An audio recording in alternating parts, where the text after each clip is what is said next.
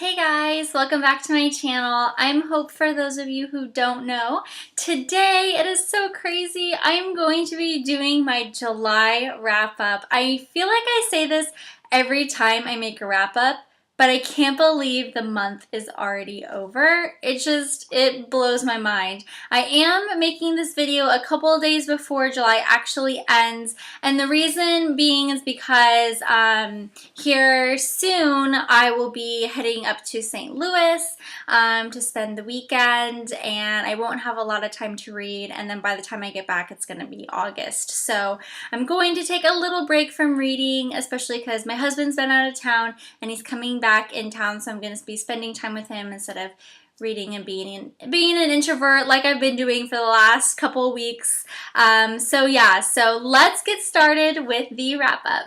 Okay, so I started off the month of July by picking up two of the books by Kiera Cass in the Selection trilogy. I have the second one here, The Elite. The first one, The Selection, my youngest sister Haven is borrowing. I loved The Selection. I rated that one a 5 out of 5 stars, and after I read it, I knew I immediately had to pick up The Elite. I rated this one a 4 out of 5 stars. I think it was more of a filler, which I understand that happens a lot with trilogies, but I'm so excited to read the one. I haven't ordered it yet, and I need to get on that, like, today.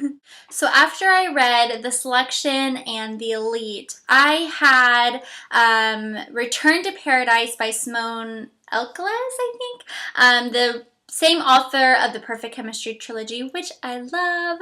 I had that book on my Kindle that I could borrow from my library, so I read that and I rated that one a 3 out of 5 stars. And then shortly after that, I was determined to finish my Monsters of Men book. At the very bottom of my stack. So I did do it. I finished it. It was amazing. It was almost 600 pages and I did it. I was so proud of myself. Freaking love Todd Hewitt, and when I got to the end of this book, there was so many emotions just running through me, and I can't say anything without spoiling it. So yeah, if you guys like Patrick Ness and his writing style, or if you haven't read a Patrick Ness book and you like a unique writing style, I definitely recommend you picking up the Chaos Walking trilogy. It was excellent. I rated this book a 5 out of 5 stars, and it's very rare that I rate the third books in trilogies a 5 out of 5 stars, but that happened twice this month, and you'll see what other book I also rated a 5 out of 5 stars here in a little bit.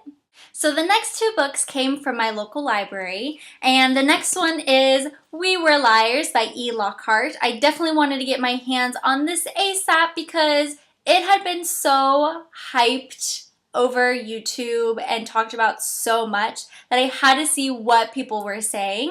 And I'm so glad I picked up this book. I really, really enjoyed it. I wasn't too sure at the beginning how it was going to turn out and if I was going to like it. But boy, when I got to the end of the book, I could not get enough. So much that I reread it like the week after for Booktubeathon. I haven't done that since The Fault in Our Stars. I don't even think I read The Fault in Our Stars like back to back. I totally did this with this book. And for those of you who have read it, you understand probably why I did that. There were a lot of things I did not pick up at the beginning of the book that was like a huge foreshadowing of what was going to happen. So yeah, I ended up reading this a 4 out of 5 stars.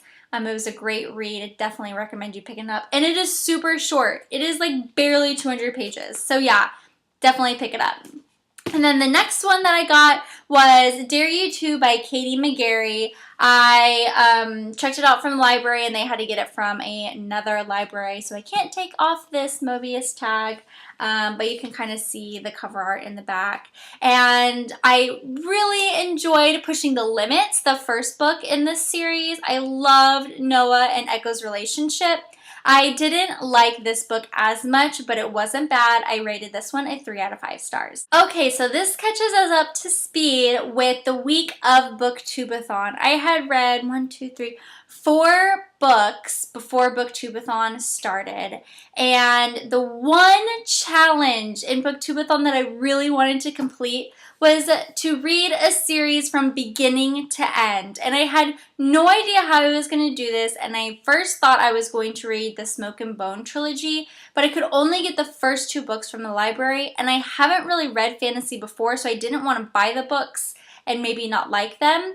So the day before, I think, the Booktubeathon started, I went to my used bookstore right by my apartment, and I found The Summer I Turned Pretty by Jenny Han, and oh my goodness, this is such a beautiful trilogy. I freaking loved it. Okay, so this was another instance where the last book in the trilogy I rated a 5 out of 5 stars. Like I said, that rarely ever happens.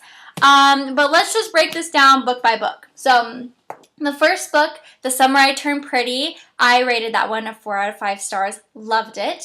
It's Not Summer Without You. I also rated that one a 4 out of 5 stars. And then we get to We'll Always Have Summer, the last and final book of the Summer I Turned Pretty trilogy. And I can't even express how many feels I had for this book and how much I really did enjoy it. I loved how much the characters changed and matured and just how they progressed throughout the books. I think that the author did such a great job with that. I loved the relationships. I loved the love triangle. When does that happen? So yeah, I mean, I could gush on so much about this book. And I totally have in a review that I did earlier, which I will put in the comments or in like the little description box below if you guys want to check that out. But yeah, guys, get these books. They're wonderful. So continuing on with the Booktubeathon, I needed to read a book to movie adaptation, so I chose Harry Potter, and it also incorporated the one with red on the cover because Harry's cape is red. I have never read these books before, so this was my first time. I ended up rating this book a 4 out of 5 stars just because, I mean, my 5-star books I absolutely love, and I feel like my rating probably would have been higher if I wasn't reading this for the first time as a 25-year-old. So it was a great book. I thought J.K. Rowling did a wonderful job at building the world and introducing us to the characters. So yeah, love this book. I'm excited to continue on reading. I don't know when I will finish this series, but I'm sure it will happen sometime soon. And then yeah, I watched the book or the movie after that, and I really enjoyed the movie. And then I read Take Me There by Carolee Dean, and just like the oh, what is it called? Dare You To. It has this Mobius tag on it, so I couldn't take it off. But I ended up rating this book a 3 out of 5 stars. I read this book to help me get to the challenge of reading 7 books in that week. And then the challenge of reading a genre that you usually don't read, I chose Daughter of Smoke and Bone by Laini Taylor. Okay, so I found this interesting. Let's see if I can find it. So this says it's a supernatural fiction book. I don't think I've ever read one of those. I thought it was fantasy, like modern fantasy. Maybe it's a little bit of both. Anyways, I actually really enjoyed this book. I finished it a couple days ago and loved it. And I have the second book from the library, so I'm definitely going to be reading that soon. I ended up rating this one a 4 out of 5 stars, and I'm super excited to see what happens to Karu.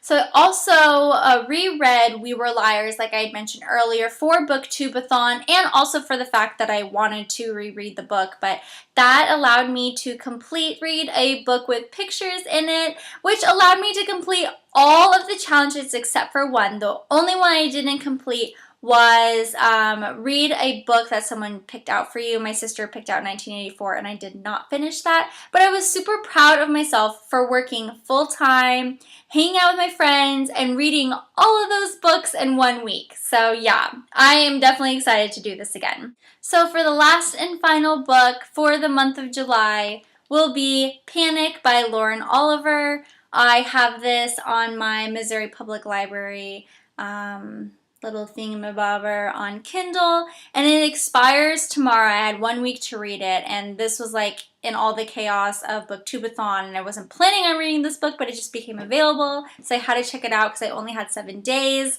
I am about 75% through it, and so I'm going to finish it tonight. Actually, after I finish this video, right now I would rate it a 3 out of 5 stars. The beginning to me was really slow.